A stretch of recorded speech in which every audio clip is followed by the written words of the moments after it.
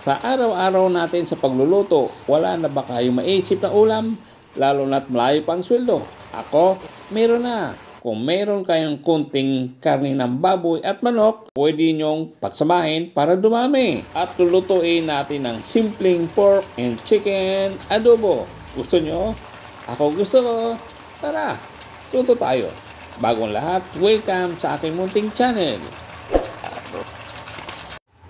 Maglalagay tayo ng mantika. Ipiprito lang natin yung ating patatas. Okay na to. Slightly brown na yung ating patatas, kaya hanguin na natin.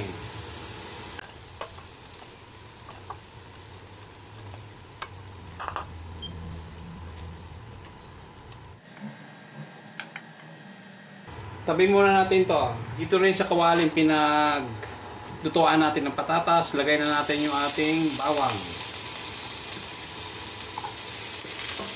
Haluin lang natin hanggang sa maamoy natin yung bango ng bawang. Yan, slightly brown na yung bawang. Naamoy na rin natin yung bango. Lagay na natin yung ating sibuyas. Haluin lang natin ito hanggang sa mag-translucent o maluto yung sibuyas. Ito na, pwede na. Lagay na natin yung ating karne ng baboy. Bali kasi nito. Bali tira lang ito.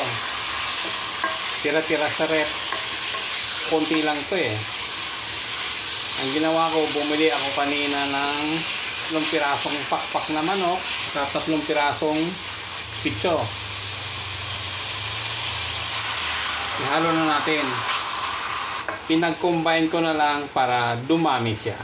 Para-paraan lang. Kasi kung karne lang, kukunti.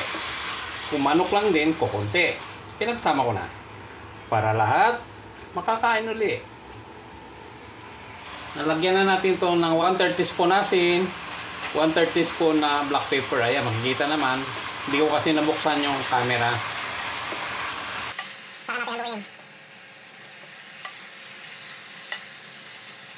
Hayaan lang natin na lumabas yung sarili niyang mantika.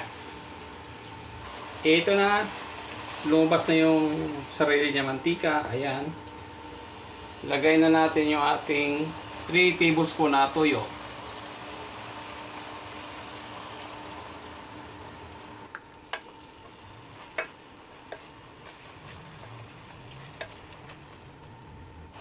Lagay na natin yung ating 3 pirasong laurel. At lagay na rin natin itong ating patatas.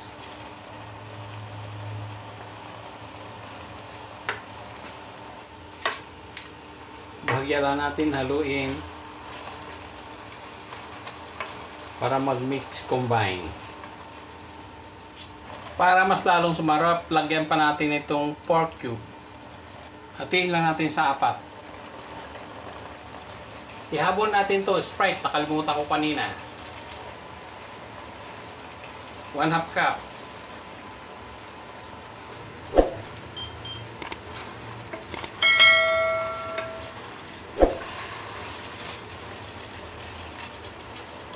Lagay na natin yung ating suka, vinegar, white vinegar.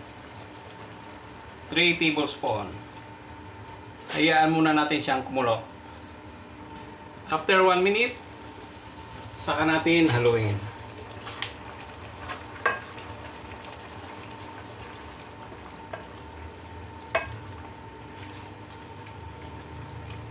Ito yung adobo natin na may sabaw. Gusto ng anak ko yung may sabaw para pag kumain, may lalagay sa kanin na may sabaw. Tikman na natin yung ating niluto. Pork chicken adobo. Wow, sarap ah.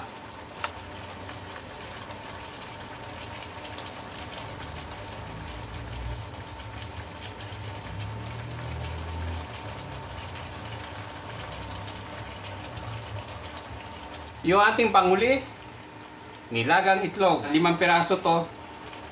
Nabasag yung isa. Tapos isa dito.